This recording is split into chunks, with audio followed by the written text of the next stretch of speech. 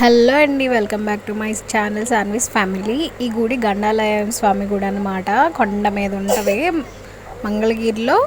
నరసింహస్వామి గుడి తర్వాత పైకి వెళ్తే పానకాల స్వామి గుడి వచ్చింది ఫస్ట్. తర్వాత ఇంకా పైకి వెళ్తే గండాలయ స్వామి గుడి అయితే వచ్చింది అనమాట. ఈ గుడికి ప్రత్యేకత ఏంటంటే మన అమావాస్య రోజు వెళ్తే చాలా మంచిది. అమావాస్య రోజు పైకి నూనె పోసి కొబ్బరికాయ కొట్టొస్తే చాలా మంచిది అనమాట. అందుకని చాలామంది అమావాస్యకే వెళ్తారు, లేకపోతే మంగళగిరి తిరునాళ్ళు వచ్చినప్పుడు కూడా వెళ్తారనమాట. ఇక్కడ ఏంటంటే స్పెషల్ పానకాల స్వామి గుడి దగ్గర కింద పానకాల స్వామి గుడి ఉంటుంది కదా, అక్కడ మనం రోజు పానకం పోస్తారనమాట దేవుడి నోట్లో. అలా పోస్తే అగ్నిగుండం అనేది చల్లారిద్ది అని చెప్పేసి రోజు పానకం అయితే పోస్తారు. ఈ కొండంతా అగ్నిగుండమేనంట.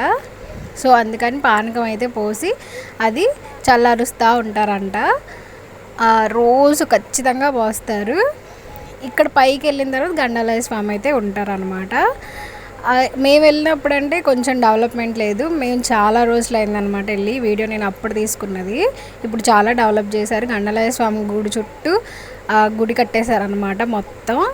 అవి ఎప్పుడు ఓపెన్గా ఉండేది, కానీ ఇప్పుడైతే టెంపుల్ కట్టేశారు. చాలా బాగా చేశారు. అప్పుడైతే రూట్ కూడా అస్సలు బాగాలేదు, ఇప్పుడు మాత్రం రూట్ చాలా బాగుంది.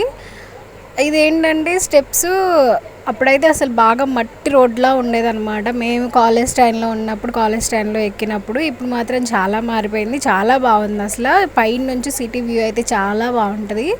ఎవరైనా ఈ గండాలయ స్వామి గుడికి వెళ్ళకపోతే వెళ్ళండి, అమావాస్య రోజు వెళ్ళండి, చాలా మంచి జరిగిద్ది. మేము కూడా వెళ్ళింది అమావాస్య రోజే.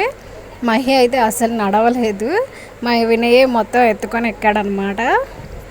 చూసారు కదా స్టెప్స్ ఎలా ఉన్నాయో. అస్సలు బాగోదు ఒక్కొక్క చాట రోడ్డు అయితే, ఒక్కొక్క చాట చాలా బాగుంటుంది. ఇక్కడ చూసారు కదా అస్సలు బాగాలేదు, ఇంకా డెవలప్ చేస్తారు. ఇప్పటికైతే చాలా చేశారు. మీకు ఈ వీడియో నచ్చినట్టయితే లైక్ చేయండి, షేర్ చేయండి, సబ్స్క్రైబ్ చేయండి. Thanks for